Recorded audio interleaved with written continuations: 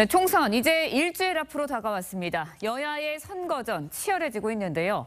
국민의힘 한동훈 위원장 어제에 이어 오늘도 충청권을 찾아 표심 잡기에 총력을 다할 예정입니다. 어제 유세에서는 보수 결집을 호소했는데 영상 보고 패널들과 함께 자세한 이야기 나눠보도록 하겠습니다.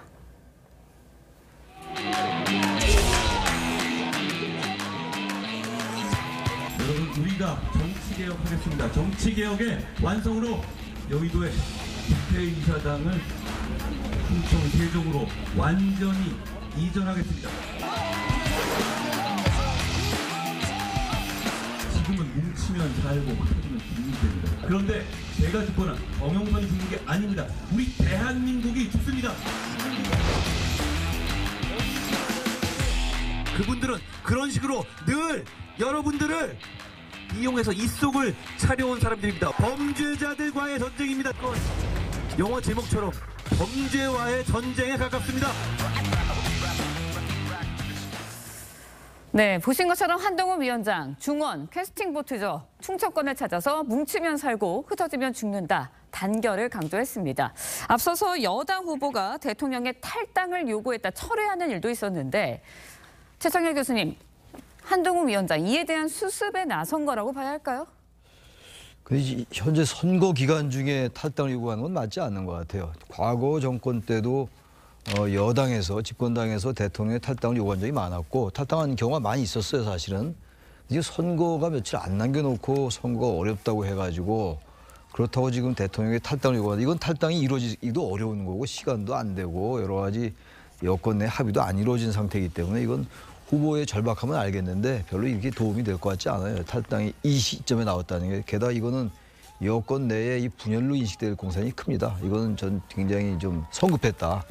물론 여당 내에서는 대통령의 여러 가지 이제 상황이 여러 가지 행태나 발언 이런 것들이 도움이 안 된다고 보는 것 같아요. 예. 탈당이라는 극단적인 발언까지 나왔는데 나중에라면 몰라도 지금 현재 선거 국면 탈당은 저는 바람직하지 않다고 생각합니다. 예. 네. 탈당 요구했다 일단 철회를 했고요. 그렇다면 네. 당내 여당 내에서는 좀 내부 결속을 다지는 모양새로 바뀌고 있다 이렇게 보면 되겠습니까? 네, 그렇습니다. 아까 그 한동훈 비대위원장 발언도 그렇지 않았습니까? 네. 뭉치면 살고 흩어지면 죽는다.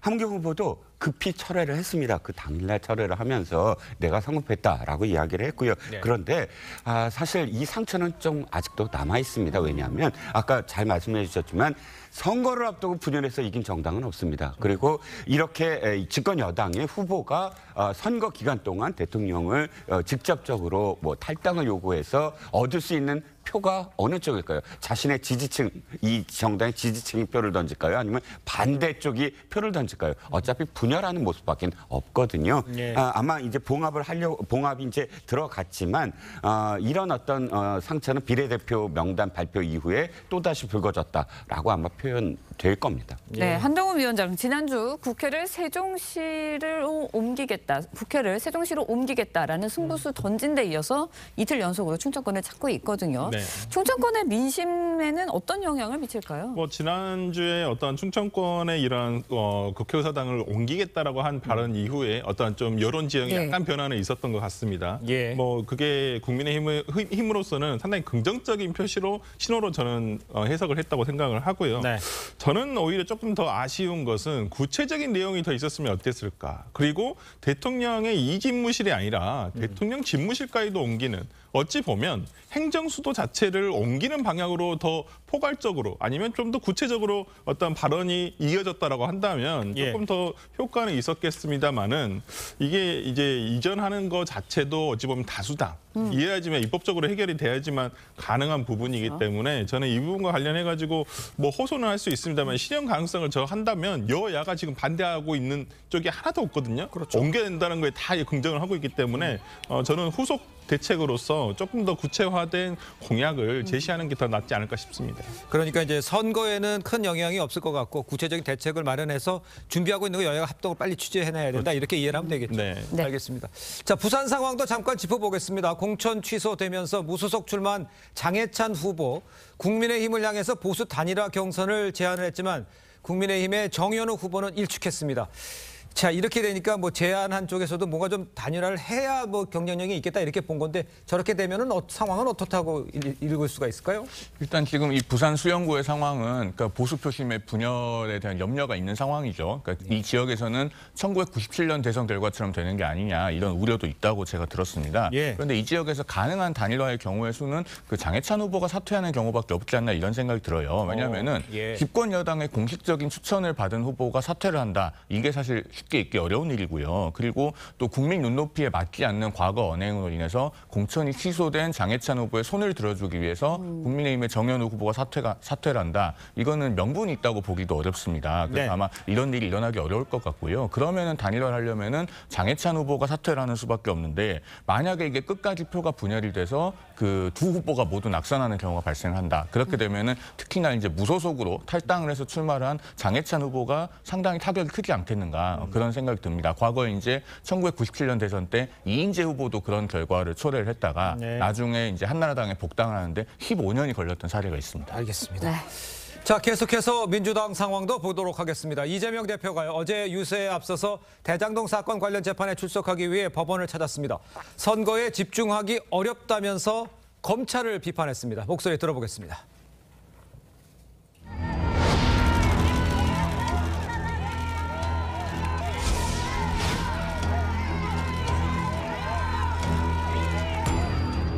공식 선거 운동 기간이 13일인데 그중에 3일간을 법정에 출석하게 됐습니다.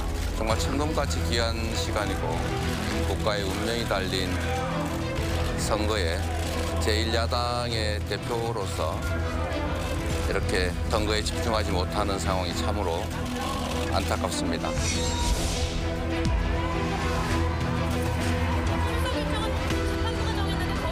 이 역시도 검찰 독재 정권의 정치검찰이 수사 기소권을 남용해 가면서 원했던 결과가 아닌가 생각이 됩니다. 참으로 억울하고 안타까운 일이긴 하지만 국민으로서 의무를 다하겠습니다.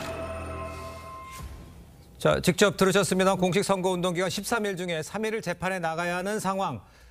검찰의 수사 기소권 남용이다 이렇게 얘기를 했습니다. 저 들어가는 과정에 기자의 질문도 있어서 왜 재판부를 비판하지 않고 왜 검찰 얘기냐 이렇게 얘기했는데 어떻게 보셨어요? 그 이재명 대표의 일관된 그 선거 전략은 그리고 이제 대표로서 이 야당 대표로서의 정부를 공격한 포인트가 네. 검찰 독재 정권이다라는 겁니다. 이건 뭐 어제 오늘의 얘기가 아니기 때문에 예. 일관의 선거 전략을 계속 얘기하는 건데 이 원래 그 재판이 좀 연기된 측면이 있어요. 좀 늦춰졌죠. 예. 단식도 있었고 또 테러를 당한 것도 있었고 이재명 대표가 이런 것 때문에 오히려 재판이 늦춰졌거든요. 그러니까 재판부로서는 지금 선거를 의식해서 오히려 선거 때문에 만약에 재판기를 늦춘다고 한다면 이게 또 불공정 시비가 나올 수 있어요.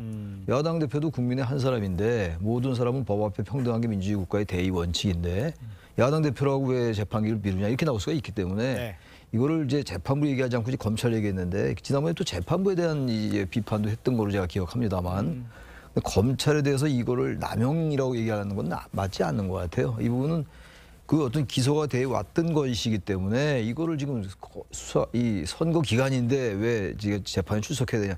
이거 본인의 어떤 그 사법적 리스크 때문에 그런 거라고 봐야 되는 게 맞다고 저는 생각합니다. 예. 네, 이재명 대표 그런가 하면 재판을 마치고요. 어제 동작을 지역을 찾았습니다. 그런데 이 지역을 6번이나 찾고 있습니다. 굉장히 공을 들이는 모습인데 그러면서 이제 나경원 후보 향해서 친일 논란 겨냥을 했거든요. 네, 그렇습니다. 어떻게 보셨나요? 민주당은 나경원 후보가 서울시장 후보로 나왔을 때나 아니면 과거에 또 이렇게 총선에 나왔을 때나 언제나 되풀이되는 프레임이 뭐 친일파 논쟁입니다. 네. 그런데 사실 이 부분과 관련해서는 이미 그때 다 해명도 되고 또 이 프레임 자체가 낡은 프레임이라는 건 다 드러났거든요. 이를테면 자위대 행사를 갔다 그 당시에 민주당 출신 의원도 자위대 행사 갔습니다. 그리고 또 그 이외에는 뭐 천황 논란. 네. 근데 천황 논란도 1998년에 박지원 청와대 대변인이 이 왕은 천황으로 불러야 된다라는 발언을 해서 그때 또 논란이 있었거든요. 그럼 박지원 후보한테는 후보 공천을 주고 또 이쪽에서는 아니 친이다 하고 이야기하는 것도 사실은 내로남불이고 그러니까 이런 식의 프레임을 유권자들이 바라보면서 판단하고 선택을 할까요? 진짜 선택을 한다는 건 그야말로 나경원 후보가 어떤 정책을 동작에서 펼치고 있고 그 정책이 어떤 문제가 있다. 이렇게 정책적인 이야기를 한다면 아마 유권자들 고개를 끄덕이겠지만 낡은 프레임을 또다시 되풀이하면서 계속 인신공격성 발언을 하는 건 아무도 동작을 해서 그 유권자들이 그걸 받아들이지 않을 거라고 개인적으로 판단합니다. 알겠습니다. 설 변호사께서는 그러면 이재명 대표가 6번씩이나 이 지역을 찾았던 특별한 이유는 뭐 있다고 생각하세요? 소위 지금 여권에서 어떤 지금 중점을 두고 있는 서울 지역에서의 중점을 두고 있는 곳이 한강벨트거든요. 네. 그렇다고 한다면 이 한강벨트의 어쩌면 중심이 될 수 있는 지역이 동작을입니다. 바로 이제 한강하고도 인접해 있고요. 그다음에 강남 지역구의 바로 옆에 있거든요. 그렇죠. 그렇다고 한다면 강남 지역구에 영향을 받을 수 있는데 차단을 할 수 있는 저는 어찌 보면 제방이라고 생각할 수도 있다고 보여요. 그렇다고 한다면 동작을이 가지고 있는 특히나 동작갑을이 가지고 있는 어떤 상징성이 굉장히 크다고 볼 수 있습니다. 예. 특히나 주변에 있는 마포, 용산 다 영향을 미칠 수 있기 때문에 저는 그런 면에서라면 오히려 이 동작에서의 어떤 승리를 꼭 가져가야 된다는 어떤 민주당의 어떤 중점 지역이라고 저는 보인다고 볼 수 있을 것 같습니다. 네. 자, 이재명 대표는 그제 원희룡 후보와 TV토론에 맞붙었었죠. 이 녹화 하루 뒤인 어제 방송이 됐습니다. 녹화 현장 공개 여부를 놓고도 신경전이 오갔다 이렇게 들리고 있습니다. 토론이 시작되면서 날선 공방을 벌였어요. 토론 영상 함께 보도록 하겠습니다. 대항을에서 이 재개발 재건축을 추진하고 있는 그 지구나 아파트 이름 또는 그들의 요구사항이 무엇인지 알고 계신지. 글쎄요, 뭐 제가 구체적인 아파트 이름 이런 것들을 외우고 다니는 사람은 아니어서 그건 제가 우리 실무관들한테 좀 물어보도록 하겠습니다. 이름은 못 외웠습니다만 해당 지역에도 여러 차례 방문해 봤습니다. 봤고 하나만 얘기해 보시죠. 아니 지금 기억이 안 난다 하니까 뭘 자꾸 물어보십니까? 본인은 이제 외워놓으셨던 모양인데. 자, 어제 두 네. 지역 이슈가 주로 이제 논의가 됐습니다. 두 후보가 날선 공방을 벌였는데 글쎄 어제 토론은 어떻게 보셨는지, 그다음에 저 토론으로 그 지역의 여론 상황은 어떤지 좀 전망을 해주시죠. 어제 일단 이재명 후보가 저 토론에서 재건축 재개발하고 있는 그 단지의 이름을 대지 못한 것, 네. 저거는 지역 선거에 좀 영향이 있을 것 같습니다. 왜냐하면 통상 우리가요 재건축 재개발이 추진이 되면 그 단지 입구에 현수막 크게 걸어놓지 않습니까? 그리고 그걸 이제 널리 알리기 위해서 현수막을 잘 떼지도 않아요. 같은 현수막 1년, 2년씩 붙여놓습니다. 그러면 지역에서 정상적으로 활동을 하면은 그걸 모르기가 어렵고, 더더군다나 그 재건축 재개발 관련해서 현안과 민원이 많기 때문에 지역구 국회의원에게 면담 요청도 많이 하거든요. 예. 그런데 저것을 하나도 기억을 못한다. 좀 이례적인 일이라는 생각이 듭니다. 그리고 이제 저 지역의 판세는 역시나 이재명 후보냐 이재명 후보가 아니냐의 그런 대결이 될 텐데요. 그렇죠. 그 지난 보궐선거 때 55.2% 득표를 하지 않았습니까? 예. 그런데 현재 여론조사는 아무래도 거기에는 좀 못 미치는 추세인 걸로 보여요. 그러면은 55.2%를 기점으로 해서 그중에 얼마나 과거에 이재명 후보를 찍었던 유권자층이 이탈을 할 것인가, 예. 저는 거기에 초점이 맞춰지는 선거라고 생각이 듭니다. 알겠습니다. 최 교수님께는 이렇게 여쭤볼게요. 지금 뭐 여론조사도 나오고 있습니다만 어떤 곳은 크게 차이가 나고 어떤 곳은 아주 박빙이고 뭐 이렇게 나와요. 여론조사가 어느 정도 신뢰성이 있는지 모르겠습니다만 지역 판세와 어제 토론은 어땠는지를 좀 생각해 주시죠. 여론조사가 너무 들쭉날쭉한 것 같아요. 예. 이제 이 지역구만 그런 게 아니라 지금 전체적으로 좀 그런 것 같아요. 네네. 그래서 일각에서는 이게 이제 그 보수층이 네. 좀 과소 표집된 게 아니냐 이런 이제 분석들도 내놓고 있습니다. 네. 예. 그래서 이 여론조사 가지고만 지금 판세를 이제 전망하기 쉽지 않을 것 같아요. 여론조사가 뭐 기준이 될 수밖에 없겠습니다만 예. 과학의 여론조사를 가지고 예측하는 건 좀 전 맞지 않는다고 생각하고, 워낙 너무 상황이 달라요. 특히 예. 계양을 같은 경우도 보면은 그 아파트가 밀집한 지역과 네. 또 그렇지 않은 지역이 차이가 있고, 다른 선거구도 마찬가지입니다. 특히 수도권이 그런 경향이 대단히 심한데 네. 그렇기 때문에 역시 그 오차범위 내에 있는 것도 있고 오차범위 밖으로 벌어지고 그러잖아요. 같은 선거구에서. 그렇죠. 그런 것들을 우리가 감안해서 봐야 될 것 같고, 그래서 어제 토론회가 무슨 결정적인 영향을 줄 것 같지 않아요. 지금 녹화됐다가 이제 나중에 방영된 거잖아요. 그렇습니다. 방송에서. 좀 그래서 대장동 관련 이런 것들이 치열하게 공방을 벌일 것 같았는데 의외로 그런 건 별로 안 나왔던 것 같아요. 네. 그래서 서로 이제 비판하고 이제 지역에 대한 얘기가 나왔기 때문에 네. 저 문제가 이미 이제 선거가 이제 뭐 8, 9일밖에 안 남은 상태이기 때문에 일주일 전 남았죠. 예, 이제 일주일 이제 남은 거죠. 이제 예. 중도층 유권자의 스윙 보터들은 뭐 영향을 좀 받겠습니다만 대다수의 유권자들은 이미 마음을 결정한 후보가 유권자들이 예. 많을 것 같기 때문에 전 저 토론회 자체가 무슨 승패를 바꿀 정도의 그 정도 영향은 없지 않을까 생각합니다. 네, 이번에는 이 문제도 좀 짚어보도록 하겠습니다. 예. 연일 민주당 후보 지원 유세에 나서고 있습니다. 문재인 전 대통령의 행보 주목되고 있는데요. 어제 울산에서 지원 유세에 나섰습니다. 그런데 이제 문 전 대통령 잊혀지고 싶다라고 이야기를 했었잖아요. 네. 그런데 이렇게 또 총선에 나와서 후보 지원을 한다. 이거 여당에서는 좀 비난하는 목소리도 나오고 있습니다. 뭐 어떻게 보세요? 여권에서는 충분히 비난할 수는 있겠지만은 문 전 대통령께서 잊혀지고 싶다라는 말을 어찌 보면 거스를 만큼 어떤 지금 국가의 상황이 얼마만큼 좀 절차점이 빠진 것은 아닌가라는 아마 판단을 하셨을 거라고 보여요. 본인이 국가를 운영했던 대통령으로서 지금의 어떤 윤석열 정부가 보여주고 있는 여러 가지 모습들, 외교, 예. 안보, 그다음 경제 이런 부분들에 대해서 굉장히 실망이 컸을 것이라 생각을 하고요. 그런 점에서라면 이번에 어떤 그 국가에 대한 윤석열 정부에 대한 어떤 따끔한 일침을 줘야 된다라는 어떤 말씀을 하시는 것 같고 또 거기에 따라서 야권 후보들 특히나 그 민주당으로서는 PK 지역이 굉장히 중요하거든요. 예. PK 지역에서 얼마간의 그 득표를 하는가 아니면 의석수를 가져오는가에 예. 따라서 그 차후에 있을 대권에서까지 영향이 미칠 수 있기 때문에 예. 저는 그런 점에서라면 특히나 그 PK 지역을 중심으로 해가지고 지원 유세 하시는 부분에 대해서 뭐 적극적으로 하신다고 보실 수도 있지만은 그래도 가서 이렇게 들리는 거 그 자체만으로도 상당히 그 지지층에게는 상당히 많은 호응을 일으키지 않을까 싶습니다. 알겠습니다. 네. 설 변호사께서는 진짜 문재인 전 대통령의 등판이 도움이 될 것이다 이렇게 지적을 했습니다만 국민의힘에서는 또 다른 이야기도 있어요. 그러니까 잊어버렸던 문재인 전 대통령에 있었던 지난 5년간의 뭐 실정들, 부동산 문제들 이런 것들이 다시 부각된다. 오히려 또 좋을 수도 있다. 이렇게 평가를 하는 것도 있어요. 그렇습니다. 영향을 미칠 수 있는 건 저는 낙동강 벨트에서는 일부 영향을 미칠 수 있지만 종부세 벨트에서는 낙영향을 끼칠 것이다. 제가 네. 종부세 벨트가 왜 말씀을 드리냐면 예. 한강 벨트예요. 그게 문재인 대통령이 사실상 우리나라에 징크스가 하나 있거든요. 10년 주기설. 즉 한 5년 끝나면 웬만하면 다시 5년을 그 진영이 할 수 있도록 그 정권이 승계가 돼요. 그리고 이렇게 교체가 10년마다 되는데 처음으로 문재인 대통령이 승계를 못한 대통령이에요. 5년 하고 원래대로라면 이재명 후보가 자연스럽게 5년 더 기회를 주는 상황이 안 됐어요. 이유는 예. 뭐냐? 문재인 대통령의 실정 때문이라는 것이고요. 실정의 대표적인 것이 부동산 문제였거든요. 그러니까요. 그래서 한강벨트를 중심으로 해서 서울 지역이나 수도권 지역에서 윤 대통령, 윤 후보가 네. 상당히 많은 득표를 했었어요. 네. 그러니까 부동산 맞아.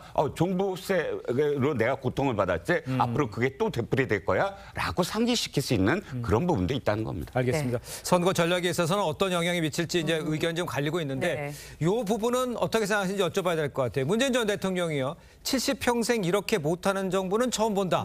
상당히 강하다고 발언이 강하다고 생각이 되는데 이런 발언에서 한동훈 위원장도 받아쳤어요. 이건 어떻게 봐야겠습니까? 그렇습니다. 그리고 저는 오히려 우리 헌정사상 이렇게 전면에 등판해서 선거 지원을 한 전직 대통령이 있었나 싶고요. 그리고 5년 만에 정권 교체를 당한 대통령이면서 이렇게 선거 지원에 전면적으로 나서는 것이 과연 적절한지 의문을 제기하지 않을 수 없습니다. 네. 조금 전에 우리 이종근 평론가께서도 말씀 주셨습니다만 문재인 전 대통령이 이렇게 전면에 등판할수록 수도권 중도층이 봤을 때는 그 문재인 정부 5년 동안의 실패한 부동산 정책을 상기할 수밖에 없거든요. 예. 지금 이제 이 선거에서 굉장히 논란의 중심에 서 있는 양문석 후보나 공영훈 후보나 이런 예. 후보들 같은 경우에 그 중도층에게 공분을 불러일으키는 이유가 바로 부동산 때문입니다. 네. 그런데 문재인 전 대통령이 전면에 나서면 나설수록 이런 기억들이 소환될 수밖에 없기 때문에 과연 문 전 대통령의 등판이 야권에 유리할지 저는 좀 많은 의문이 듭니다. 예, 최 교수님. 선거의 유불리를 떠나서 세 분 다 말씀하시니까 이건 저도 한마디 하고 넘어가야 될 것 같은데 전직 대통령이 이런 예가 없어요. 아무리 전직 대통령이 지금 이제 특정 정파에 친화적이긴 예. 합니다만 네네. 그렇다고 전직 대통령이 아주 노골적이고 명시적으로 특정 후보를 지원하러 간다는 거고 현장에 이건 네. 상당히 좀 문제가 있다고 생각합니다. 예. 이건 자제돼야 마땅하다고 말씀드립니다. 알겠습니다. 네. 자, 다음 소식도 짚어보겠습니다. 민주당 양문석 후보의 11억 편법 대출 논란 이어지고 있죠. 여야의 반응을 먼저 듣고 이야기를 이어가겠습니다. 음주운전을 했는데 음주운전에 썼던 차를 팔겠다. 그러면 용서해 줄 수 있는 거예요? 국민들은 얼마나 우습게 보기에 저런 말도 안 되는 말을 하는 겁니까? 위법성에 대한 시비가 제기될 경우는 공천 이전 단계에서는 저희들이 할 수 있는 방법으로 최대한 이렇게 조사를 했고요. 이미 공천이 확정돼서 선거가 진행되고 있는 중에는 후보들이 대응을 통해서 문제 제기에 대응하는 것을 일단은 1차 기본 원칙으로 하고 있다 이렇게 말씀을 드리겠습니다.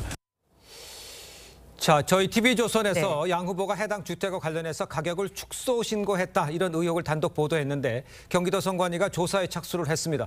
그러니까 사실관계가 확인되면 이거는 그 공직선거법상 선거와 관련되기 때문에 빨리 결정이 나오고 좀 위험하게 심하게 다룰 수 있는 문제잖아요, 이거. 네, 뭐 그러니까 보통 아파트 같은 경우에는 국토교통부에 실거래가 조회를 하게 되면 대부분 정확하게 나옵니다. 왜 그러냐면 일반 대지나 이런 거에 비해서 아파트 같은 경우는 거래량이 많기 때문에 대부분의 어떤 실제 거래 가액이 거의 나오거든요. 아마 저는 보통 그런 증빙 자료를 첨부해서 낼 때 여기 그 자료를 보통 내는데 왜 이렇게 축소 신고 실거래가가 아닌 공시가격으로 저는 신고한 것인지는 잘 모르겠습니다. 이분이 뭐 선거를 처음 나오신 것도 아니고 굉장히 그 전에도 선거를 나오셨던 분인데 이런 부분에 대한 어떤 실수가 있었는지 부분은 한번 좀 우리가 다시 한번 선관위의 조사를 통해서 확인을 해봐야 될 것 같고요.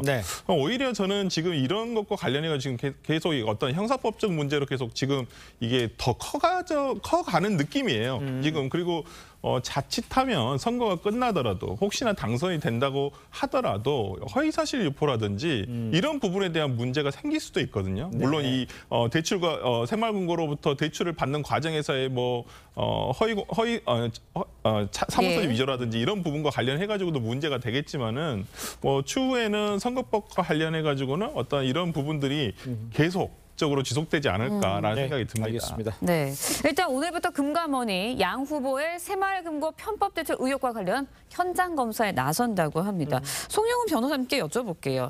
사실 뭐 이제 편법 대출 의혹과 같은 사건이면 생각하기에 그냥 제출했던 그런 서류들이 타당한지 적법한지 이것만 좀 판단해 보면 빨리 나오지 않을까라는 생각이 드는데 중간 뭐 검사 같은 결과가 총선 전에 나올 가능성이 있을까요? 충분히 나올 수 있다고 봅니다. 왜냐하면 이게 지금 단건이잖아요. 그렇기 때문에 검사라는 그렇게 오랜 시간이 걸리지 않을 걸로 보여요. 지금 금감원에서 뭐 5명을 파견한다고 하는데 그러면은 며칠이면 충분히 조사할 수 있지 않나 싶고 이것은 조사를 하기 위한 기초 정보는 어느 정도 확보가 돼 있다고 봐야 되겠죠. 왜냐하면 새마을금고에 제출된 서류는 새마을금고가 현재까지 보관을 하고 있을 거고요. 그다음에 그 11억 원의 용처에 대해서는 사실 양문석 후보가 공개적으로 밝힌 게 있지 않습니까? 6억 원은 그 대부업 대출을 상환하는 데 썼고 5억 원은 지인들의 빚을 갚는 데 썼다라고 스스로 밝혔기 때문에 그러면은 사업을 위해서는 사용하지 않았다라고 시인을 한 셈입니다. 그리고 그 딸의 납세 실적은 5년치가 지금 재산 공개를 하면서 납세 실적 제출이 돼 있죠. 그러면은 중요한 기초 정보가 확보가 돼 있기 때문에 그렇게 오래 걸리지 않을 것이다. 저는 그렇게 생각합니다. 알겠습니다. 이런 상황인데 민주당은요 당에 대응할 문제가 아니다 이런 입장을 고수하고 있습니다. 민주당의 대응에 대해서는 최 교수님 어떻게 보십니까?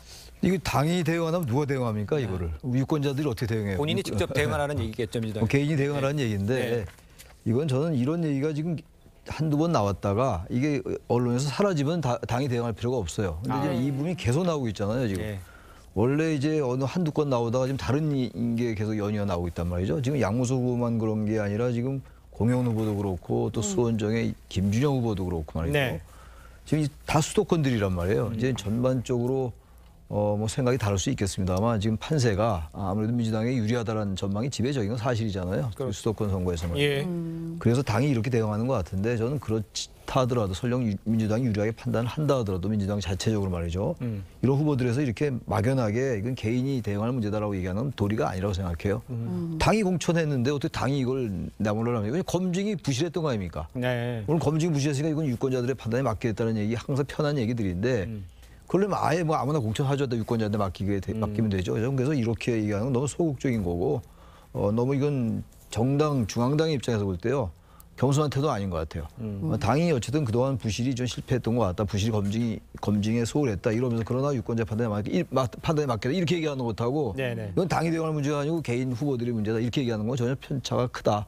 생각해서 이것들도 저는 이런 부분들도 선거에 영향을 미칠 것 같아요. 네, 양문석 후보 이야기 짚어봤고요. 이번에는 경기 화성을에 출마한 민주당 공영훈 후보 이야기해보도록 하겠습니다. 아들 부동산 증여 문제에 이어서요. 딸의 부동산 문제까지 불거졌습니다. 개혁신당 이준석 후보 이 문제 따져 물었는데요. 먼저 듣고 이야기 이어가겠습니다. 대출 한 10억 끼고 그다음에 전세까지 껴가지고 샀다. 이런 걸 영끌 갭 투자라고 하는 거 아닌가요? 영끌 갭 투자 젊은이들 많이 하잖아요. 예, 그러니까 예. 그거는 규정에 문제 없는 거 가지고 공교롭게도 이 안에 그러면은 전혀 지원이 없으십니까? 이 부부에 대해서? 모든 게 법적으로 정당하게 절차가 이루어졌고요. 지원하셨군요. 일부 정여가 있었는데 정여세 다 냈습니다. 아주 클리어합니다. 국민 눈높이에 맞지 않으시면 사퇴하시는 것이 맞다고 생각하는데 어떻게 생각하실까요? 국민 눈높이에 맞지 않다는 점에 대해서는 몇 번 다시 겸하게 받아들이고. 네, 30대 초반의 딸도 이제 공 후보에게 일부 증여를 받아서 20억이 넘는 아파트를 산 것으로 파악이 됐습니다. 일단 이준석 대표가 영끌, 갭 투자 의혹으로 공격을 했고요. 공 후보자는 법적으로 정당하다, 문제 없다 이 입장으로 계속 나가고 있는 것 같아요. 네, 송영훈 변호사가 아까 말씀하셨듯이 이 문제는 부동산 문제이고 또 젊은 청년들이 굉장히 고통스럽게 느끼는 문제입니다. 저는 이 문제를 보면서 이재명 대표가 떠올라요. 이재명 대표가 지난번에 윤석열 대통령이 저출산 대책으로 신혼부부에게 5천만 원, 현재까지는 누구든 5천만 원 증여의 비과세인데 1억 5천만 원씩 증여를 하자. 그래서 결혼을 더 많이 할 수 있도록 하자라고 했을 때 이재명 대표가 거기에 대해서 어떻게 얘기했냐면 우리나라에 1억 5천만 원을 증여할 수 있는 사람이 몇 명이나 있냐. 초부자 감세다. 이렇게 얘기했거든요. 자, 지금 공영훈 후보는요. 30억에 가까운 그런 부동산을 지금 증여를 해준 거예요. 그러면 이건 초부자잖아요. 그런데 그런 사람에게 적격 판정을 내리고서 1억 5천을 지금 아이들에게 해서 저출산 대책으로 내놓은 것은 초부자 감세다라고 반대하는 것이 얼마나 모순됐느냐를 말씀을 드리고 싶습니다. 설 변호사께 이렇게 여쭤볼게요. 저 토론을 보면요. 그 공영훈 후보 같은 경우에는 법률적으로 나는 문제가 없다. 여기를 굉장히 강조하는 것 같고 이준석 후보는 정치적으로 국민 눈높이에 당신 안 맞지 않느냐 이렇게 얘기하는 것 같단 말이에요. 논점이 좀 달라요. 그러다 보니까 글쎄 이 상황에서 그러면 공영훈 후보 같은 경우에는 물러날 것 같진 전혀 않은데 저 토론 내용 보시면 어떤 느낌으로 받으셨어요? 그러니까 뭐 공영훈 후보가 일단 저 토론에 실제 참석을 하지는 않았어요. 전화로만 참석하고 다른 두 후보는 직접 스튜디오에 참석을 했었는데 그거부터가 본인의 어찌 보면 약간 수세적으로 대응을 하겠다라는 어떤 생각이었던 것 같고요. 뭐 의도는 모르겠지만은 근데 저는 이런 부분에서 본인의 어떤 이런 그 부동산 자녀에게 부동산 증여 문제라는 이런 부분 등이 받지 않다는 것도 알고 있고 이 확산을 피하기 위해서 조금 법적으로 이렇게 괜찮다라고 얘기하는 부분에 대해서 계속 좀 이렇게 차단한다는 느낌이었거든요. 뭐 사퇴라든지 이런 부분은 저는 없을 것으로 보입니다만은 어쨌든 간에 저는 만약에 이제 국회의원으로서 당선이 된다고 한다면 당선된 이후에는 좀 책임 있는 조치를 한번 보여주는 것이 낫지 않을까라는 생각을 해봅니다. 알겠습니다. 다른 후보 이야기도 해보죠. 민주당 김준혁 후보 아까 리포트에도 많이 우리가 얘기를 했습니다만 막말 논란이 이어지고 있는 데다가 이대 성상납 발언 이런 이야기까지 나오면서 대학교에서 사과와 후보 사퇴를 요구를 했습니다. 변호사님 보시기에 이 문제는 이 정도에서 뭐 사과하고 이 정도의 정리가 돼야 될 수 있나요? 어떻게 보십니까? 사과를 한다고 끝날 문제인가 싶습니다. 특히나 이제 전국의 이화여대 동문들이 아마 굉장히 분개하고 있을 걸로 저는 그렇게 생각이 되는데요. 이게 지금 당시에 그 김환란 이대 총장이 뭐 이화여대 재학생들을 성상납하게 했다는 거에 대해서 뚜렷한 근거가 없지 않습니까? 그리고 지금 김준혁 후보가 홈페이지에 어젯밤에 무슨 논문을 하나 올렸던데요. 그 논문에도 보면 이제 김환란 총장이 성상납을 시켰다는 얘기는 없어요. 그 위문과 위안을 그 논문에서 분명히 구별해 쓰고 있습니다. 그래서 근거가 뭔지를 도무지 모르겠고 이렇게 되면은 나중에 사자 명예훼손 문제도 될 수 있을 것 같고요. 그다음에 김준혁 후보 주장이 굉장히 사리에 맞지 않는 게 그 당시에 이화여대 전체 재학생 한 900명 정도 됩니다. 1학년부터 4학년까지 통틀어서요. 그러면은 당시에 그 해방 직후에 조선에서 대한민국에서 대단한 엘리트 여성들이거든요. 그런 여성들이 그런 걸 했겠습니까? 도대체 앞뒤가 안 맞는 발언이라고밖에 생각이 안 듭니다. 알겠습니다. 이화여대를 졸업한 민주당 여성 의원이라든가 후보자들에 대해서 조자들이 아무 말 없다. 이런 거에 대한 지적도 있다는 말씀 제가 한번 덧붙여 올리겠습니다. 자, 네 분 말씀은 여기까지 듣겠습니다. 고맙습니다. 고맙습니다. 감사합니다.